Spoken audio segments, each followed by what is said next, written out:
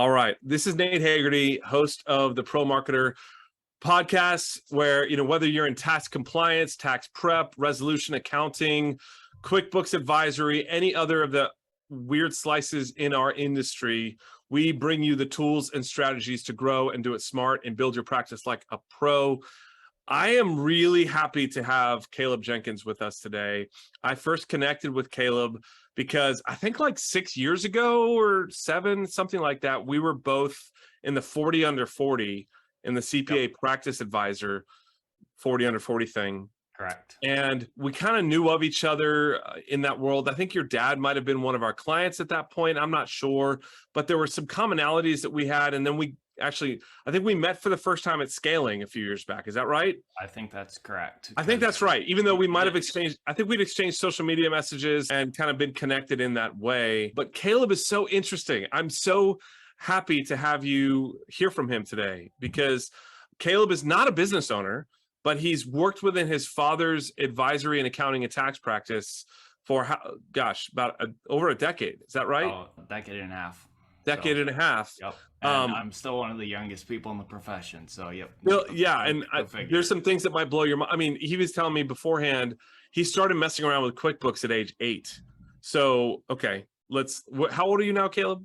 I'm 28 now.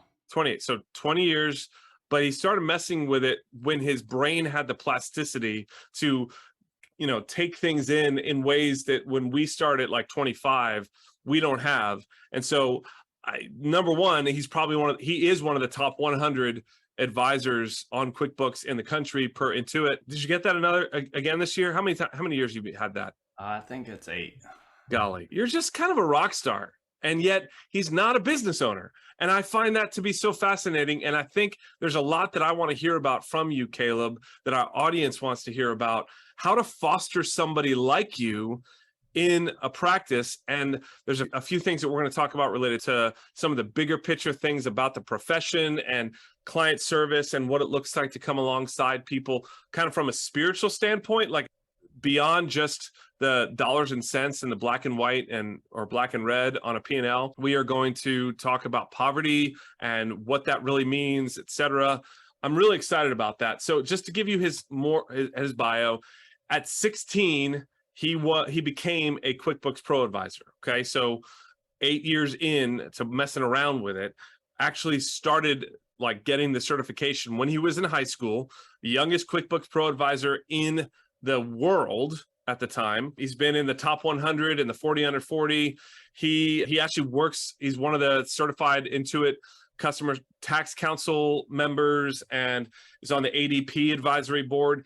The dude has a big footprint on like Twitter and in various places in social media. And he's not even 30. Fun fact about Caleb, he's one of 8, I think 4th or 5th oldest, something like that.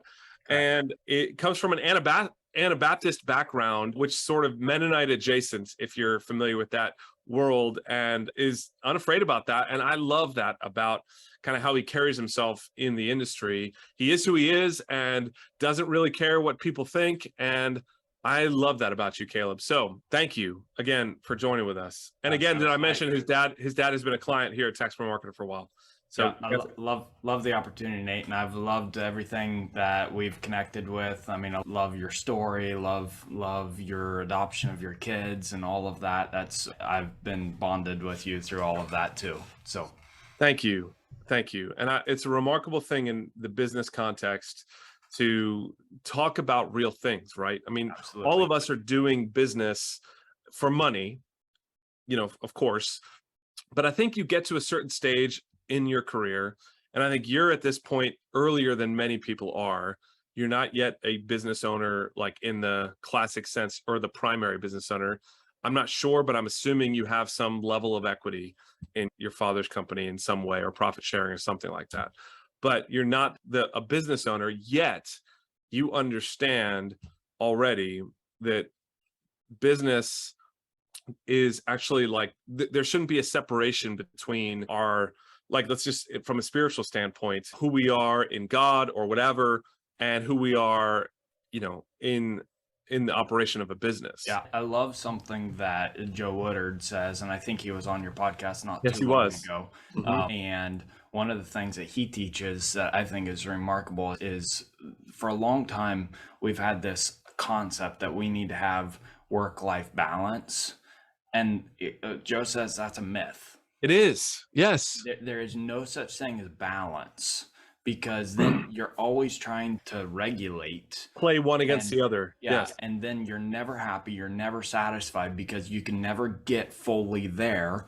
But what you really want is work-life harmonization, where work and life become one. Not Amen. necessarily that work overrides your life, that's a bad thing, but where you become one together. And that goes to vision, mission, purpose. If you want to go back and listen to Joe's podcast, that was fabulous on that one, talking about that and values and everything as a company. But work-life harmonization becomes then the expression of who you are within your firm, and a linking of those two, and driving home what are you trying to accomplish in this world. And that's a very powerful and positive thing. I love that. In my opinion, there is no separation between work and life, et cetera, because it's all life. Absolutely. And it's just a question of what you're setting your hands to hour by hour, and Absolutely. where your priorities are. I mean, here at our company, we don't have, people talk about vision, values, what have you. And one of the cliches in that context is like, here at, John Smith CPA or whatever, we put family first. Well, that's an unhelpful cliche, because there are many times where you actually don't put family first. Correct. Because if you go to an event, you travel for work, you are literally putting family second, because you're traveling. You're leaving your family behind to go do this thing. So you're prioritizing this thing. And so what we always talk about is work. What we do here is not our primary identity, is what we talk about. Absolutely. So that everything that we do is part of our identity. And Absolutely. It's not, there isn't I'm an accountant, I'm a tax professional, I'm a father, I'm a husband, I'm a wife, I'm a mother, I'm a single person, I'm a son or a daughter, or a leader in my community, whatever it might be. It's all in the same pot. And there's times when all these different things should take priority. So, Absolutely. from a spiritual standpoint, and it's kind of fun that we're already kind of going there. It kind of happens when you and I get together. I mean, I feel like God cares about the transactional details of our lives. And so there shouldn't be a separation between who I am behind the scenes and when I'm working spreadsheets or looking at my P&Ls and making business decisions, hiring, firing, developing, training, marketing, what I communicate in my sales messages, what I say to my prospects and my clients, blah, blah, blah, blah, blah. It should all be integrated, ideally. Now, the good news for people like me who are not as consistent as we want to be, I find myself, going after money or going after success in ways that, I look back on and I'm like, oh man, I went a little too far on that train. Is that, grace means that we can actually press delete and move forward again and kind of reorient when we fail. Right. So That's a beautiful thing. The goal is that we're going to integrate it all. Something I read here recently, that a quote, and I loved it. It was from Dave Ramsey. I'm not necessarily a massive Dave Ramsey. Disclaimers are necessary in this day and age when we bring up his name. But he had a quote, and I'm trying to look it up here to find it, but it was great. I'm not going to get it perfectly here. He was quoting somebody else too, so it's probably fine to leave him out of the picture here. But there was a quote that says, "Your past is the past. You cannot change the past.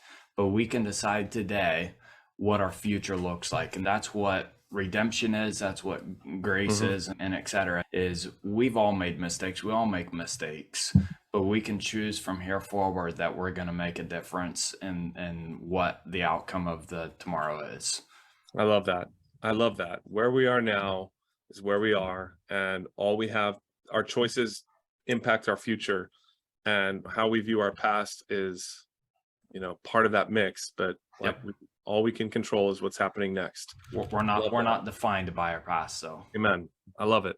I need that, because goodness knows, how I approached the marketplace 10 years ago is different than how I do now. And hopefully how I approach it 10 years from now will be different than how I do now. hopefully. All right, so let's get back to this thing, Caleb, that I initially brought up related to, like, you're kind of a superstar, even though you're not an owner. And I know that you do a great job on social media, but you put time into it. I just will tell you this, what I like about what you do is you're just yourself, you're sincere, you put the time into honoring other people and speaking life about what other people are doing. And I value that. I don't put that kind of time into it personally on my front, but you do. And you're one of the people that I appreciate kind of having on my feed, because of, I may not know the people that you're connecting to or talking about, what have you, but you're always speaking in a positive way. I haven't seen you use it as a platform for chaos or, anger, what have you. But so you put a lot of time to it. You've got these big certifications. You're pretty well known in especially the Woodard community and a variety of other kind of ancillary communities, to like in the advisory world in particular. Talk to me about your relationship with your dad, because he's the owner and he has somehow fostered this platform, or maybe you built it without him knowing, I don't know, but somehow he has allowed you to shine separate from him. So can you talk about that? Like, is that ever a topic of conversation between you? And the reason I'm asking is there's listeners on this who might have a rock star person on their team, who might have somebody. I mean, I hear a Tax Pro marketer, Christian Jones, who's our VP. He's doing a lot of speaking, what have you. And I've had to really learn to kind of let him shine, and other people in my team as well. Has that been a topic of conversation between you two, or is that something he just sort of isn't very aware of? I mean, how does that play out? No, I would say he's aware of it. It's not necessarily something we talk about necessarily, not that we haven't talked about it, but it's not a common thing per se.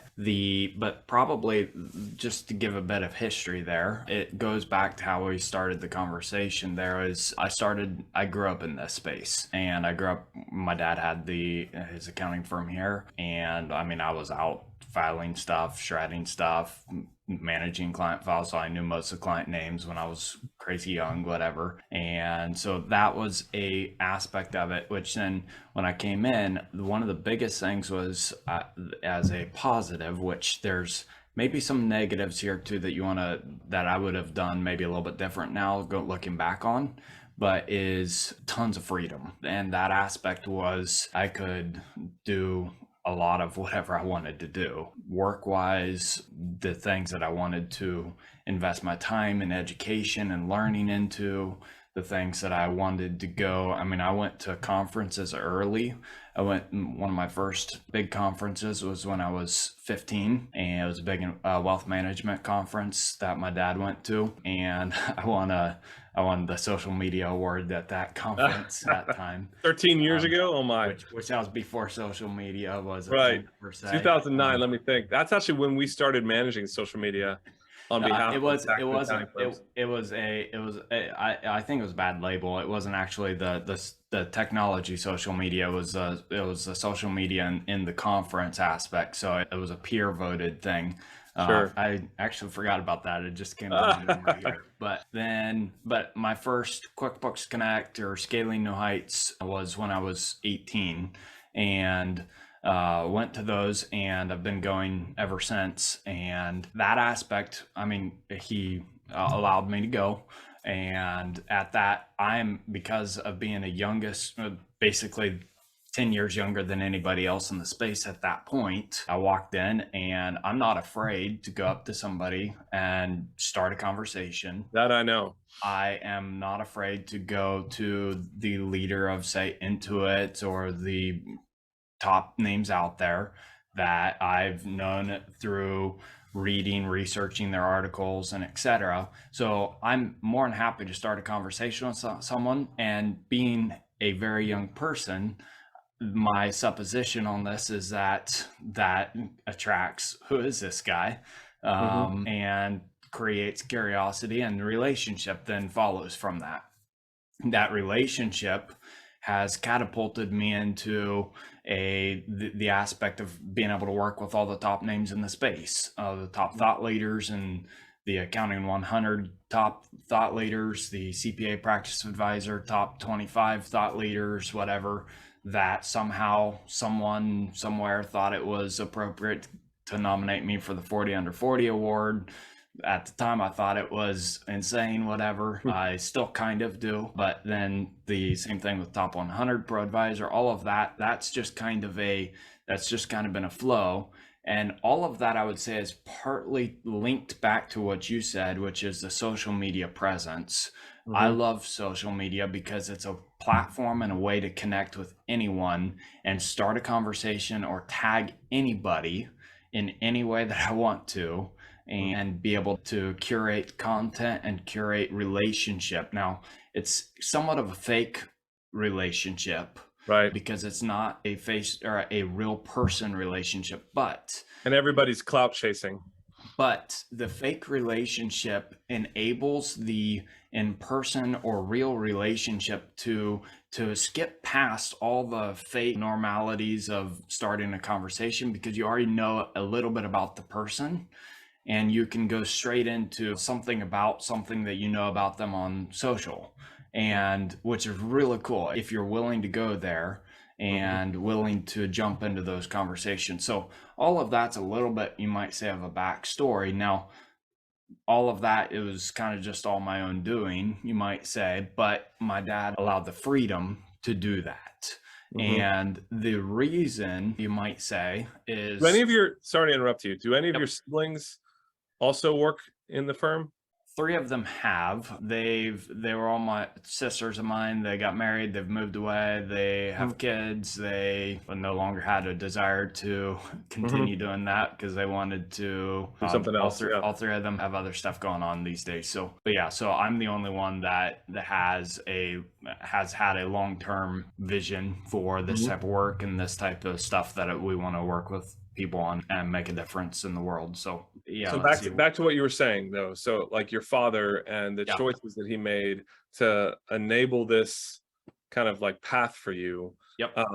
Do you think it's because you're a son, or do you think that you might have been able to have this kind of career path even if it wasn't your dad that you were working with? There's a large part of it that I would say is son, and large part of that is most people don't start when they're 14 or 13 and a half full time. And child labor laws, right? Part of that is I was homeschooled, so I got up early in the morning, did my school in the morning, and etc. But I mean, there was all that stuff. We tried to work through all of that, but most people, again, don't have that opportunity. Opportunity is a very important thing there, which is, I was blessed beyond whatever a mechanism or metric you want to label it, because I was out the gate 5 to 10 years ahead of anybody in the space because of just the work I was doing and how I was doing that work and the relationships I'd curated with clients and the people in the space that were writing articles and doing webinars and podcasts later in the time frame and etc. But that's all relationship that was able to be built. But I would say relationship is a very key component of all this. So looking back, I've probably failed in more ways than what I could or cared to admit, but in taking that relationship and reinvesting that back into channeling that to build good connections with my dad. But he's allowed that freedom, and that's been a very positive thing overall in my journey. And so does he give you like a stake in business you bring in or things like that? Or are you on a salary? I mean, how does that, if you don't mind sharing, like how is that working out? There's definitely awards and incentives to bring in business and etc. So yes, that's a key part of how something works. Yeah. All right, I'll read between the lines. You don't want to share all the details, of course. You're getting paid $500,000 a year. You don't want everyone to know. I mean, of course, like, no, I get it. That was a joke, everybody.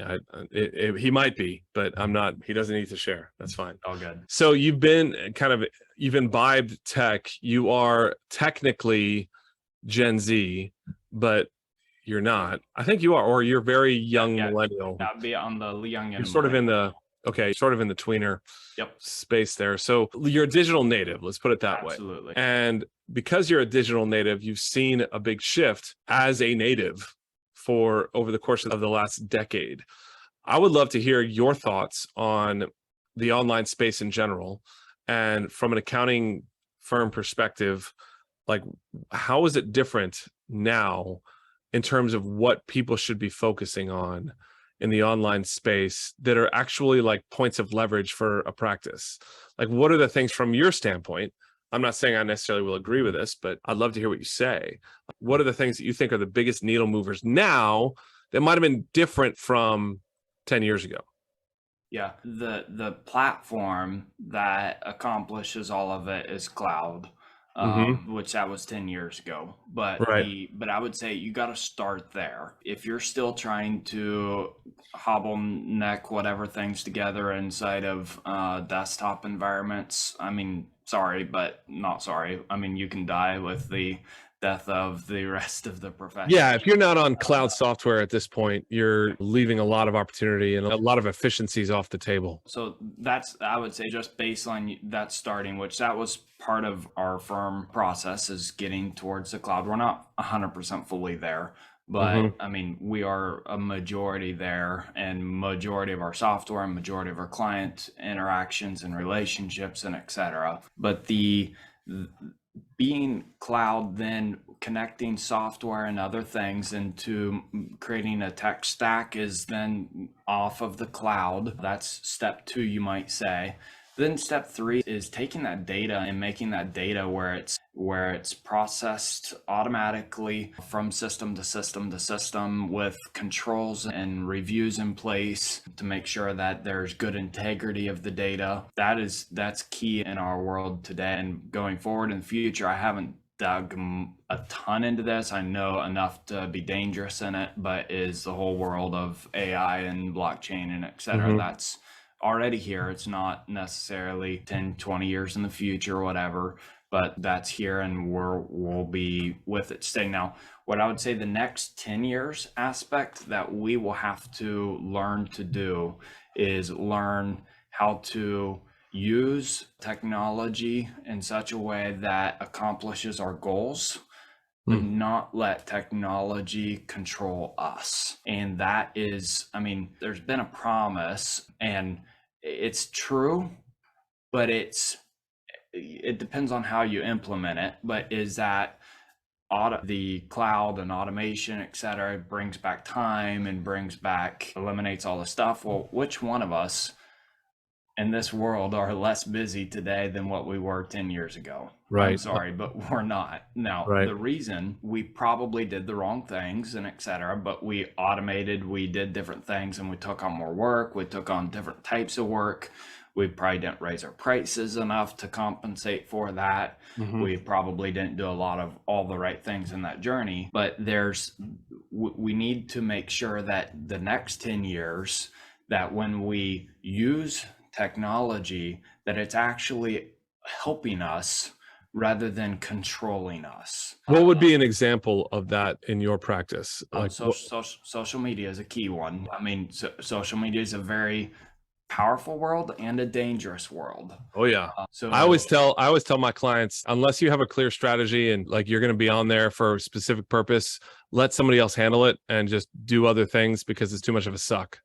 Yeah, I would love to see more people actively involved in it, but yet I 100% agree with you. It's if you don't know how to use it, then probably don't use it. Yeah. But it's the aspect. Do you agree that a practice should at least have a presence, 100%. Like even if it's not driven by the primary or the, Yes, the principal? the only thing that you have to be careful of, and you've done a great job at your company of doing this, is making the tone of the language native towards the business that you're representing. Right. So you don't necessarily want to see something that 1,000 other firms are posting or doing the exact same thing. That's not native. That's not authentic to that. Not going to help. That's not authentic to what's actually happening. But if it is basic language that is unique, that is also representative of the work and the type of stuff that firms are doing, that is fabulous.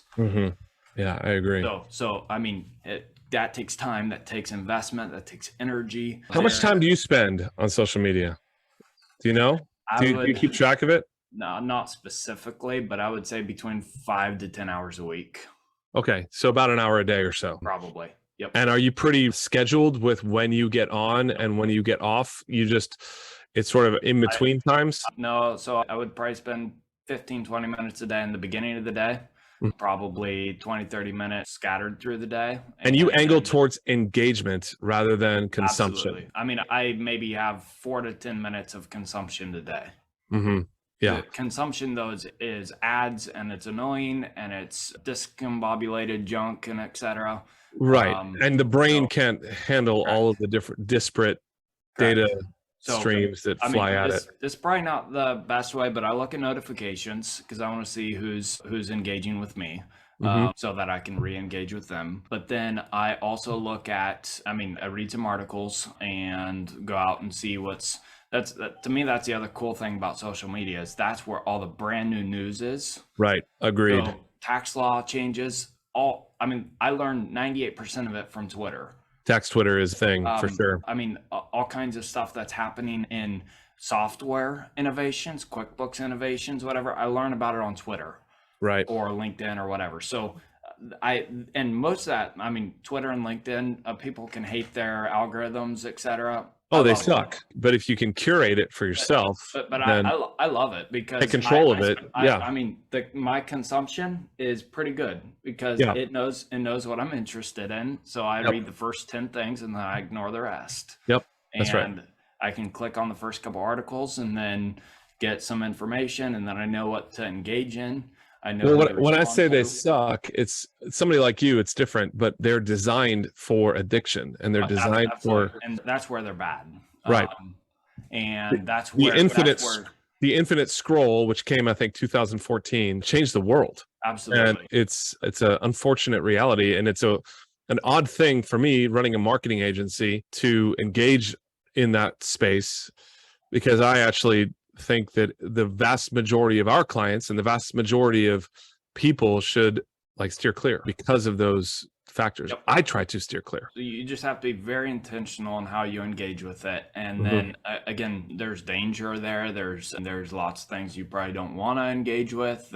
So just the main thing with social is just be very careful, but it's a powerful platform if you know how to use it to engage with people. So it's awesome. And what I love about your presence there, Caleb, is, again, you're very affirming, but you also tell it like how you see it. You're not a sugarcoater, and I definitely appreciate that about you. You probably have a lot of opportunities to talk with clients and people in the industry about some of the bigger picture realities related to tech and finances. And so this is my attempt at the segue into talking about poverty, because I know this is something that you care deeply about. And so tell me about the genesis of this passion for you and what makes it something that you want to talk about with me and talk about with as many people as you can. Yeah, so what I love about this, part of my journey here as well, is I got involved in poverty alleviation work in Haiti. First and foremost, I'm involved in about 20 plus countries now in it, but there was an organization that wanted me to come and tour their program in Haiti and, as an accountant, give advice on it. And then they sucked me into helping them with their systems and et cetera. Or, they might look at it one way. It was an incredible blessing, though. Everybody wants an accountant on their board. Yep. Everybody. But so it is the best thing I would say I've almost ever done, because it has rocked my world and changed my perception of what I do and how I do it and why I do it. Tell me about that. So the concepts on it, you might think first and foremost not applicable, but just hear me out on this, is that when you go in this context, I went to Haiti and worked with people there. We go there, we think, man, poor or poverty, whatever, it's just all around us. Well, when you actually when you peel back the layers of the onion a little bit and you go look at what's actually happening, it is much deeper than that. The things that we see are typically just surface issues, and there's typically much deeper root problems involved in the situation. So there's also different types of poverty. There is Mhm. chronic poverty, which is much more typical to be generational poverty, Mhm. versus critical poverty, which is the act of an external circumstance that happens to you, like an earthquake or a tsunami or famine or war, or like Ukraine, Russia right now, or different Mhm. things like that. Those are things that happen to somebody, and there's events that occur from that and consequences that are out of your control. But the chronic situation is things that have been there routinely for, my parents were that way, my grandparents were that way. It's just passed down to me the same way. And there's typically, when we work with people in that sense, when we go to Haiti, for example, we go in there and they all ask for handouts. They all ask for money there, and you have to learn to work through that and etc. But what's actually under the surface, when we go as Western individuals, most of us are good-hearted in nature and etc. and want to actually give and actually help and etc. and make a difference. But when we go there and we build a house, or we build a school, or we install water, or we give clothing or food or shelter, for those that was the critical poverty, that's a great thing to do. For those in chronic poverty, it's actually creating dependency and creating Mm. a system where we are the parents and they are the children underneath us, where Mhm. we know better than they know, which is Right. totally false, Mhm. totally wrong. And it's the problem that occurs from that then is then we walk away feeling great, they walk away feeling put down. Mm. And so we need to peel back that, and we need to actually learn how to actually work with people in that situation, which is taking time to peel back the layers of the onion, dig underneath the surface, and go to the root problem, which is there might be a lack of teaching, or there might be relationship challenges, or there might be a system that is against them, that they need to have somebody come alongside as an advocate for them and help them through the challenges of life. So this program that I work with them does microfinance work and savings groups and etc. But the lessons that I learned from that was there's different ways that we work with people. An example I use regularly is, let's say that somebody comes to me that has a cash flow problem and they need a short-term loan for their business to process payroll. Well, I can help them. There's Fundera, there's QuickBooks Capital, hundreds of different Right. avenues for getting cash and no problems. But I might actually be hurting them rather than helping them by doing that, Mhm. because there's a underlying root problem that is what needs to be explored. And when we go down and we actually dig underneath the surface, that at the core, when people talk about advisory services, that is what advisory services Mm. is going down and exploring what the root problems are. And that is maybe a pricing problem, maybe they're habitual bad spenders or whatever. Yeah. Maybe it's a client acquisition problem, maybe it's a employee problem. There's hundreds of different things that could be the underlying root problem. And if we don't actually explore that, we're committing malpractice Mm. by just helping them with what they come to us asking for. And you're leaving people stuck. Absolutely. So, yeah, I love that, because if people aren't going to that place with their clients, especially one-on-one, but even speaking to those things to your entire client list as a whole, Yep. which I like to do on behalf of our clients, and kind of try to, get to some of those underlying things. I think our clients, our advisory and accounting and tax clients, they are looking for that. They actually want somebody who can, like, reorient them to, Yep. like, a healthier mode of being. Now the important thing there, which you have to be careful of, is there are thousands of coaches or stuff out there today. They're all asking the exact same thing. So we need to do that in different ways that actually get to past the surface and actually down to the rut problem. And Mhm. you, in my experience, you have to do that pretty quickly or else you lose the individual. That's really true. That's really good. So, are there ways that you and your practice have systematized that root digging that could be passed That's along? that's a Or journey. We're always on it. So we're in the process right now of redoing our onboarding workflow to yeah, try to gather as much information on the front end.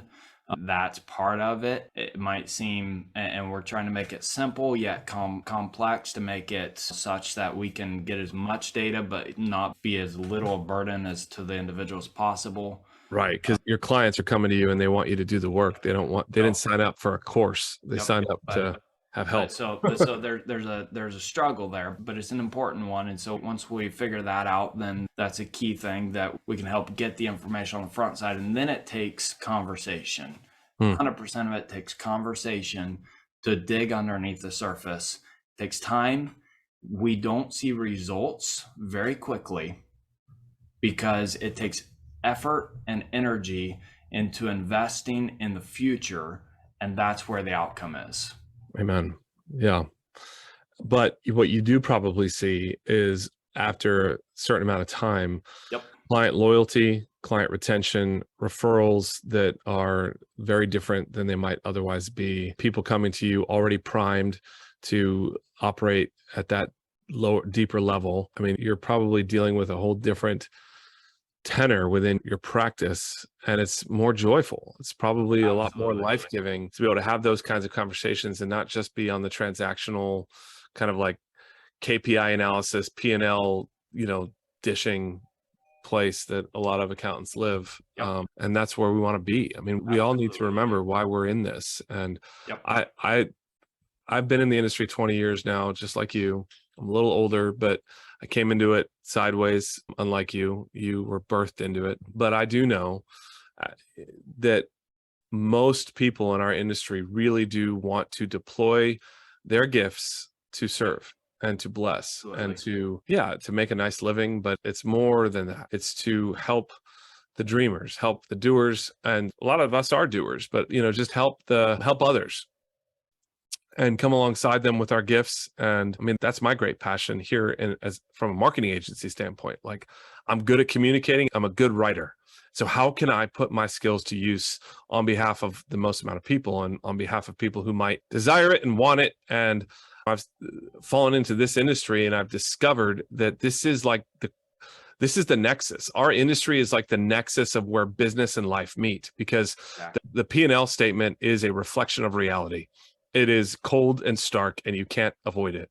You can run away from it for a period of time, but eventually it comes knocking at you, and your profit matters. And Absolutely. if you can have that kind of conversation with your clients, and once they come to Jesus, quote unquote, be there and be available to them in a non-shaming way, you can do amazing deep work in somebody's heart and somebody's business. And Absolutely. that's the opportunity on offer, I think, for people in our industry. And man, I hope that's an energizing opportunity for people who've made it through this podcast already, because that's energizing for me. Like, I don't want to just operate at the level of like, building a marketing agency and making money and building a team. That's fine. But that doesn't, I've been doing this long enough. It doesn't light my fire after 15 years of running this thing. What lights my fire is conversations like this. It's seeing when clients get activated. It's seeing when my team gets activated, and when real stuff happens. So I love that you're pointing to that, Caleb. And I am very thankful for your presence in our industry and online. And man, I hope that everybody who's listened to this, maybe in two areas, just to sum up my summary of this conversation is, number one, what we first talked about, that there might be somebody on your team like a Caleb who could be deployed in ways that you aren't allowing. And there might be pathways that you can open up, conferences that you could bring them to, technology that you could put in front of them, just a runway to find just a greater kind of platform. And let's not be threatened by that. As owners, let's foster that.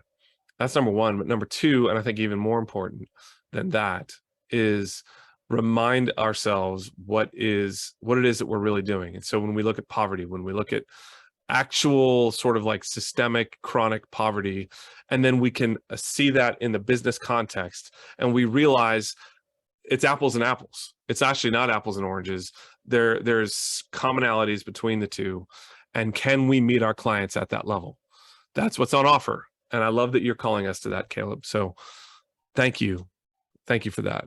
Absolutely. It was great to be on here and chat with you today. And I love what you're doing with this podcast, and with what the conversations that I've heard so far have been amazing. So awesome. Kudos to you in the future.